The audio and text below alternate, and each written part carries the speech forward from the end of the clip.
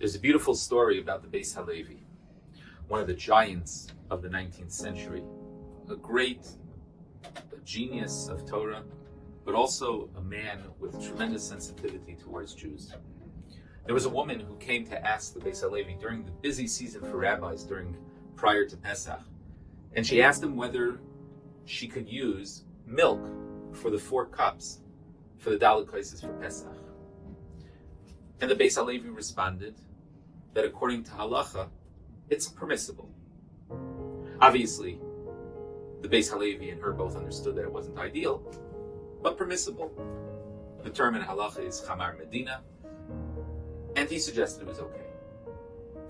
Immediately after the woman left, the Beis Halevi called over his shamish, his right-hand man, and he said, make sure that this woman's entitlement from the Kupa Shel Tzedakah, from the community charity, should be doubled. Because the Beis Halevi didn't only hear a halachic query. He thought about what was behind the question.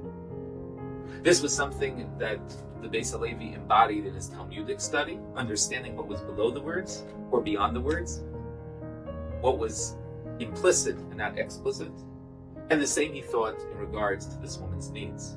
If she's asking about milk, then that means that she will not eat meat at the Pesach meal. And that's not something she chose. That was something that she had to live with. And the Beis Halevi had the sensitivity to want to change that. This ability to notice that which is sometimes missed, where the halachic question is not a question, but there's something deeper, where the situation is not just as it seems, was embodied by the ultimate leader, Moshe Rabbeinu. The Torah HaKadosha describes that when Moshe saw the burning bush, it wasn't simply that he saw the burning bush and God appeared to him. That's not what the Torah says. The Torah says, Vayar, Moshe saw, V'hine asner bo ba'esh v'asner einen ukol.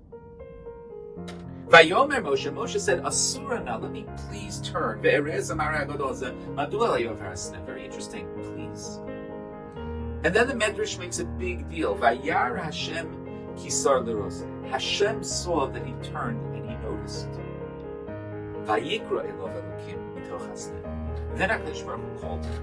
Rabbi Kotler Zatzal pointed out that at all of the madregos that Moshe Rabbeinu had achieved, all of those levels of nevuah, of prophecy, were only going to be significant if he reached the ultimate of what the goal of Avodas Hashem is. What Rabbi Kotler describes as the shleimus, completion in Avodas Hashem. And that, in this case, was Hashem saw that he noticed. He noticed, and that allowed all the other hard work of 80 years, all that hard work of growth, made him now worthy to be. Because he noticed things that others had walked past. He noticed a Jew and another being beaten. He got to that place because he noticed another sheep one sheep had run away, and he followed that sheep. And now he noticed a phenomenon in nature, a phenomenon that the Amshin of Rebbe Zatzal referred to as the mixture of both spirituality and physicality. And he asked, the Amshin of Rebbe says, Asura na, let me please look. The Beis Halevi didn't just respond and answer the question and notice, but he found the appropriate way to address the issue. Sometimes there is an individual who has the depth, the knowledge, and even levels of sanctity, but is missing in the level in terms of being able to do it with softness and humility. The Beis Halevi approached the issue with softness and humility. He didn't approach the woman right away and say, I see you need charity. He thought about it. Asura na.